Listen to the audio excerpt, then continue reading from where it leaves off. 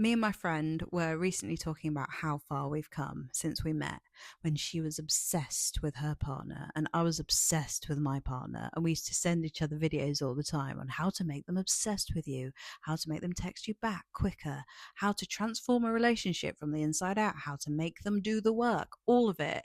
All of those videos that you've watched, I've watched. And there was a time when it was very much the case that I deeply cared so much that it took over all of my thoughts and all of my mind and all of my mental capacity. We cared the most. And that phrase is true. The one who cares the most, or no, sorry, the one who cares the least in a relationship has the most influence over it and the most control in the dynamic, it seems. But let's talk about it, because in a dynamic with somebody who is avoidant, they appear to care very little at times. And that draws you in. It makes you want to get more of a reaction out of them. It makes you lean in to get those moments of connection that are kind of like breadcrumbs that come and go. And you're the one doing the chasing. And it feels to you like you care the most. But remember, avoidance avoid intimacy a lot of the time. And they're doing that to protect themselves, not because they don't care, but because they're scared, right? So they appear not to care, but actually they do care so much of the time. They want a committed, loving relationship. They want that closeness. They want to love somebody, but sometimes they really don't know how because their nervous system will not let them. But it feels on the other side to you like they've got all the power. And technically, in that moment, the way it appears to you and to them, they kind of do. Because when you're chasing, they don't have to do that much. But when something happens, when this happens, and it happened to me, and this flipped the dynamic and the script and the whole way my relationship was working, even to this day, honestly, where I actually became the one that cared less.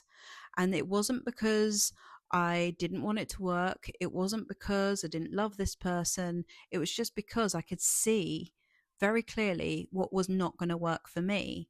So rather than trying to make something happen by forcing myself to look like I didn't care, or look like I was more aloof, or look like it didn't matter, which I had tried and it never works. Energy doesn't lie at the end of the day.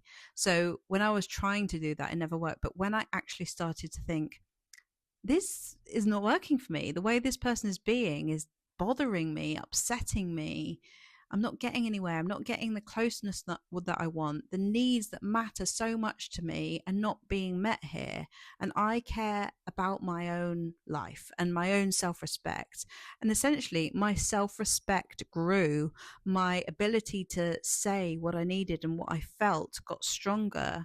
And that created a disruption within the connection where I started to get to the point where I was like, do you know what? At the end of the day, if this doesn't work with this person and this person can't meet me in the middle, we can't repair the conflict, we can't create those moments of growth that really matter for the connection to grow, to be stable, then I'm okay with losing it. I'm actually okay with losing it.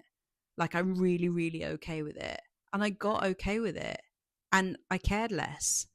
And that, again, was not because I didn't want it to work. It's not because I didn't hope it would work, but it's because I actually cared more about myself than I cared about this person.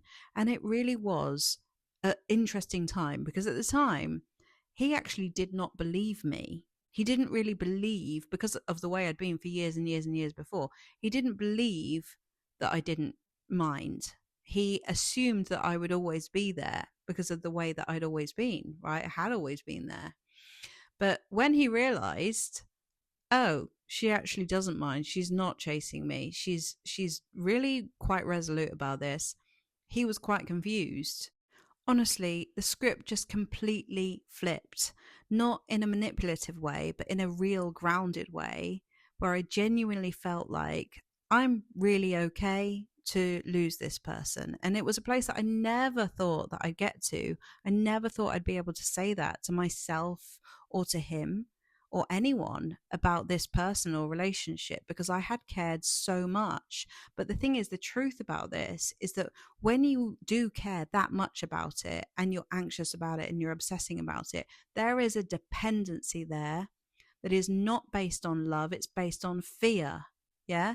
But when you actually start to face your fears about losing this person and the needs that you think only this person can meet, then the fear reduces and you start to see the situation a lot more clearly. And then you can make a more grounded assessment of the situation, and you know that you're going to be okay no matter what. And that's when everything changes. Honestly, even to this day, that person, and the same with her partner, view us both in a very different way. We laugh about it. We laugh about how much we were obsessed with that person. We laugh about how we never felt good enough. We laugh about how we chased them. Now they chase us. And it's a very, very different dynamic. And we can choose how to act from a place of knowing ourselves. And often you think that this is going to be a really annoying situation. Like, why are they wanting me when I don't really care anymore, or when I don't want them?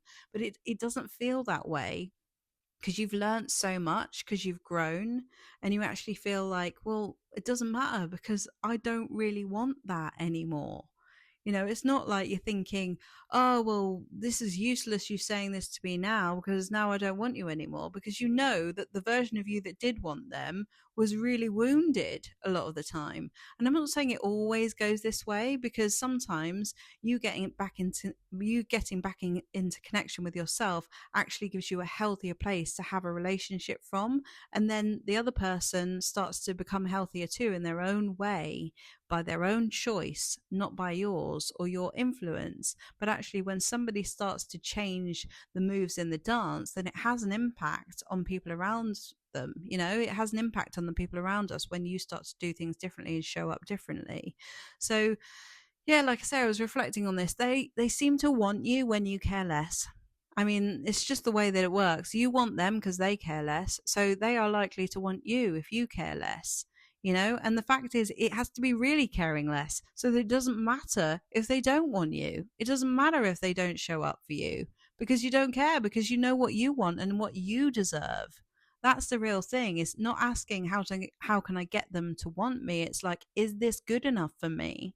Do I want this? Do I want this behavior? And a really good question to ask yourself is, are enough of my needs being met in this relationship to grieve the ones that aren't? Because no relationship, no person is ever going to meet all of your needs. But you have to be with somebody who's going to meet enough of your needs for you to grieve the ones that they cannot meet. So I hope you found this video useful. My battery is about to die, so I've got to go. But if you want any more help, any more one-to-one support, I've got some ways that you can do that on my website, or you can join the living room, and I'd love to see you there. I'll see you in the next video. Bye.